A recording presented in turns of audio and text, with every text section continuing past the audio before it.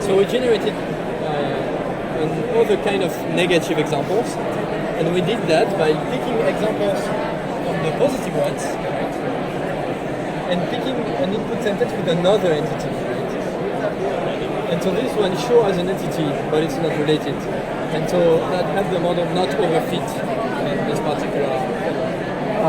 This contrastive learning? No. I mean, you can generate so many different kinds of vector or like positive. Yeah.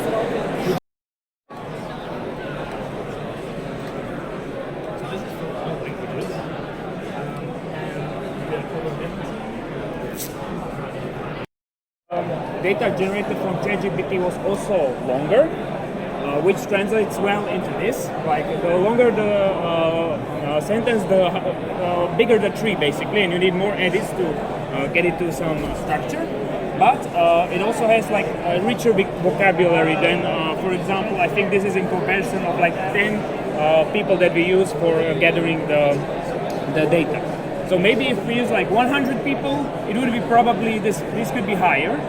But given this limited amount of humans that they had in the original study that we replicated, we can say that ChatGPT is at least better than 10 humans that we use for collecting data. In our second part, we did this. So see data, collect the data, train, BERT, evaluate. So we actually did the robustness. We did that for 5 different intent classification data sets. And what we found out is that in 3 cases, these 3 cases, the models trained on ChatGPT generated data have higher, statistically significantly higher robustness on other distribution data than those trained on human collected data. So if I want to collect some data and then train some downstream classifier, it is better for me to use ChatGPT than human. On 2 cases, the performance was quite similar, both in like standard deviation and mean accuracy. So we can conclude that it's either better or it's at least as good. And one other thing was that in terms of price comparison, given the state of art that was half a year ago when we did it, the original price of this was around, I don't know how much, but it is around 100 to 600 cheaper to just use ChatGPT. So it's much cheaper to just use ChatGPT to generate data, include it in your data set or build a data set from scratch and then use it. And we have some limitations. For example, one thing, ChatGPT does not paraphrase named entities. So if we say like, give me a route to Sentosa, we only get Sentosa. We don't get anything else like the locals might use. Or for example, give me a route to New York. I don't get NY, for example. Can you prompt ChatGPT to have it use different names? I don't know. We didn't try that. Maybe it is possible to give it like specific instructions, like you can use these changes. Like you can say New York. You don't have to say New York. You can use NY, etc. Yeah. But one thing that was interesting is that it is very consistent. It never changes the named entity. So at the very worst, you have like 5 paraphrases always with NY, for example. Another thing, this is only for English language and 1 task.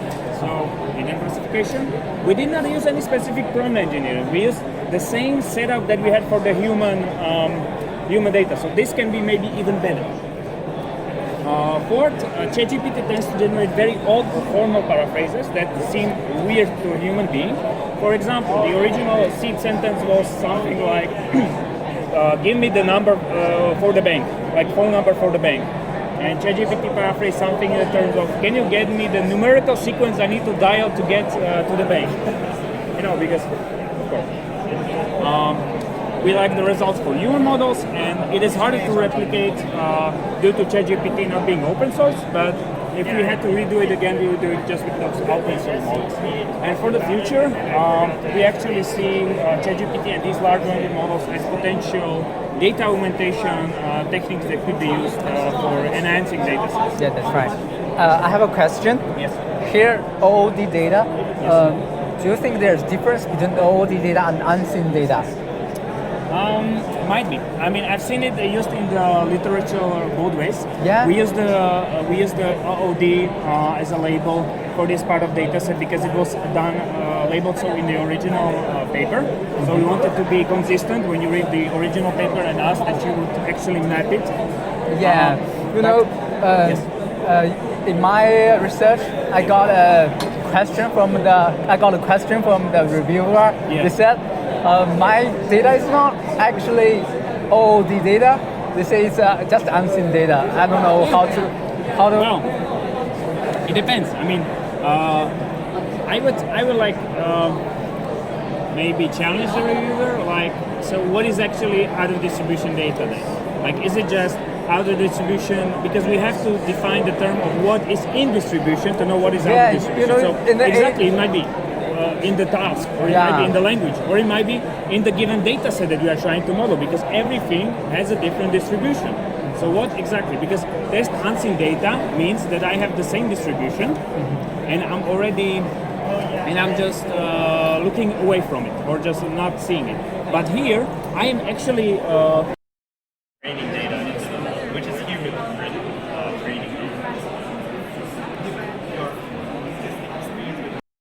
Predict the next word versus at training time it has a completely human written context and it's just predicting the next word. So this is a well-known issue, right? Because if there are artifacts in the model's own generations, then it now is forced to predict text that is out of distribution from what it was trained on. But this is going to be solved supposed to be this one way, right? What's that? So the exposure bias is supposed to be kind of mitigated with a representation, right? Well, in this setup, the KNNLM setup, the retriever itself also suffers from exposure bias because this representation doesn't produce the good label, which it does. But you can see, this is only looking at the subset where it gave the correct label. So it said, even in cases where it gets the label right, only 57% of the time does it give an explanation that's correct, right? Sometimes it says something unrelated, sometimes it gives an incorrect explanation, so it thinks something else is wrong and what's wrong, etc. And you can see other models are even much worse. So it's a harder task. You want to be right for the right reason, right? You want to say it's inconsistent because that's the problem, right? You don't want to say, oh, that's the problem and it's not actually the problem. So we give. Yeah, we release both.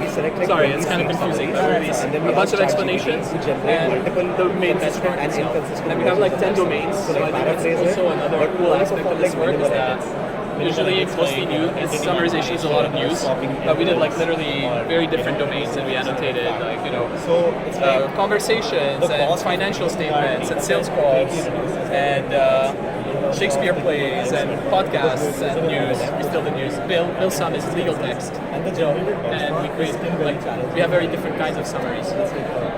Do you have like a statistics for the length of these documents? The length of the documents? Yeah. It's at least 1,000 words plus for almost all the domains. We went long documents and we went almost all the summaries are multi-sentence.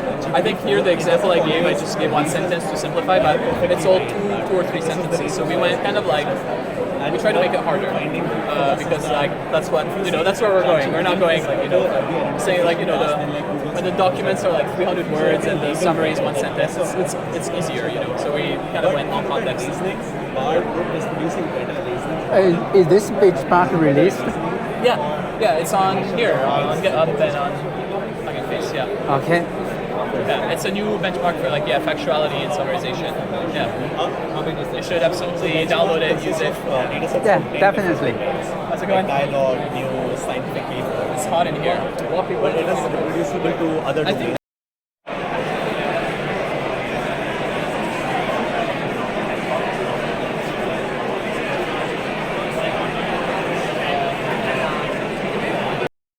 knowledge to improve their performance, whether that's useful or not. And here's the results for a few of the best performing models from the previous slide without the common sense knowledge, but we augment the prompt with all of the common sense knowledge that we collected in the data collection process and ask the model. In this case, what we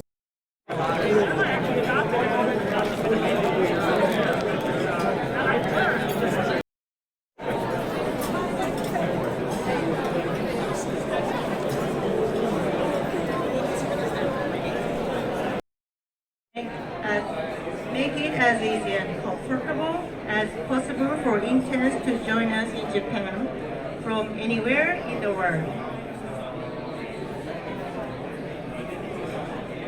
Regarding full-time employee support, these items are again going to be organized and covered by Sony on top of the benefit and compensation package you receive. This includes your flight to Japan as well as the shipping of your belongings from your home country to Japan. Visa expenses and arrival stipend and So their job is fact checking, but they're wasting their time in reading such. So the result is about frame manipulation. Sorry? So this is the result for combining the gold normalized frame and the generated Yes, right. So we are not saying we are doing fact checking, we are just empowering the fact checking. So this is a precursor to this. This is very interesting. How about some claims that cannot be verified? I mean, in fact checking, we do claim detection first, right? Definitely. So once we have done claim detection, we got the claim, right? Right. So now we know that this is a claim, there is something which we can later verify, right? Once we are done. Now we are also interested to see that this is verifiable or not. If you see my prompt, verifiable through some statistics, or there can be different methods. So the examples that I'm giving, it contains these things. How I can verify this. Then it has some huge impact on the society. It needs to be fact checked. If it does not needs to be fact checked, the model gives me it does not need to be fact checked and says that there is no central claim. So the model is able to do that. It handles it very well.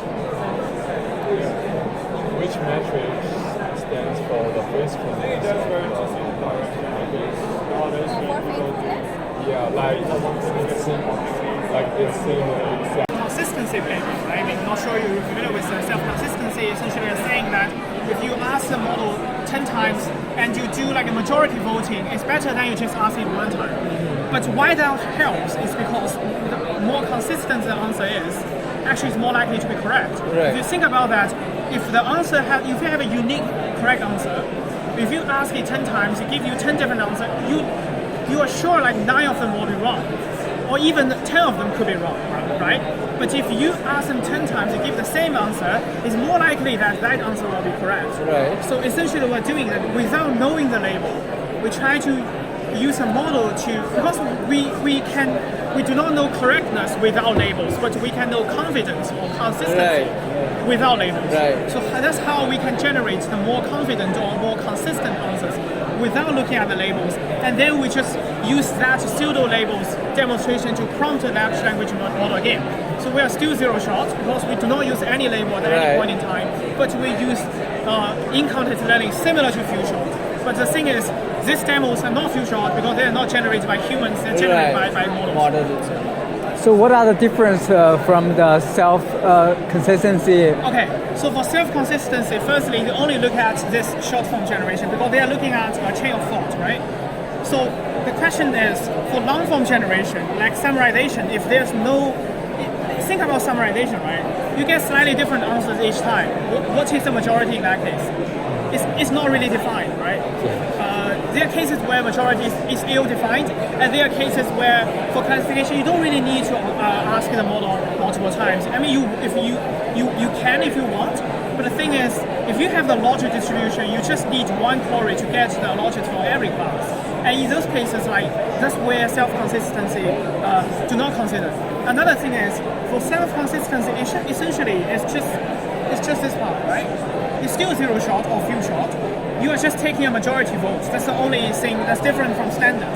But here we are using that standard self-consistency or something similar to that to generate demos, and we do few shot with that because we know that few shot is generally stronger than. What are you doing here with for open domain question answering? Sorry? For open domain question answering, how are you selecting? It's the same, right? If the open domain question answering, like, what is the capital city of UK? When you say more, so this correctness is a recall-based evaluation. It's like whether the correct answer is included or not. So if you say more, the correctness score will go up, right? Because if you say more, there's a higher chance that you will cover the correct answer. So here the summarize means you summarize the retrieved document. Or yes, a retrieved document. Okay. Yes, that's right. So why summarization reduce the generated responses, the length of the generated responses? Yes, and then you can. Oh no, not the length of the output, but the length of the documents. So you can actually. So here's a difference. It's like you can put in more passages when you use summarization. Oh, I see. There is 5. Yeah, because the context length limit. You'll be surprised to know that this it's a novel work, but things have been applied to production. I cannot share more details, but yeah, it's same. For some improvements, are you doing the quality comparison individually for each citation, or you're combining them? So through model you can get a score, unified score as well, and then you can split the citation for each statement and get the score, and then you can average them, or you can do many things there. So yeah, you can look into it. Yeah, thanks for the suggestion. Also one question. I was thinking about the correlation between the secular performance and the primary performance. So let's see, comparing closed book and or vanilla, it has a significant gap between the citation performance, but practice in terms of kindness is not that different. Yes. So this I understand. Because we think practice is not only impediment to performance. Yeah. Okay. Yeah. So yeah, that's true. The closed book model performs very well on correctness because ChatGPT already has a model knowledge. But Math question can also solve physics questions. So you mean the decomposition part and the solution part should be different models instead of for example only use GPT. Yes. Because look, if you use only GPT for both solution and decomposition, it is trained on general internet data and it is not specialized for question decomposition. And if you train it for question decomposition, it can lose its ability to answer. So that's it. So it's because the decomposer is fine-tuned. Yes. But you can also fine-tune the GPT. You can also so the key point is fine-tune. It's not another model. Yes. So if you try both of them you try GPT and you fine-tune. Yeah, we can try that, but Llama is a much stronger model than GPT-2, and we cannot fine-tune GPT. I see. So the problem is currently only the open source model can be fine-tuned. Yes. Okay. And also Llama is like better than GPT-2. I see. Thank you. Have you ever tried on other tasks other than arithmetic reasoning? We tried on physics. Physics? Yeah. So it was performing good on physics as well. But we tried on, do you know about spatial question answering data sets? Spatial question? Yes. It was not that good on spatial, like general spatial reasoning. On top of, like blocks on top of each other, I know. Kind of yes. How about the multi-step reasoning? Multi-hop reasoning? Yeah, so this is on multi-hop reasoning. But this is mathematics. More into math.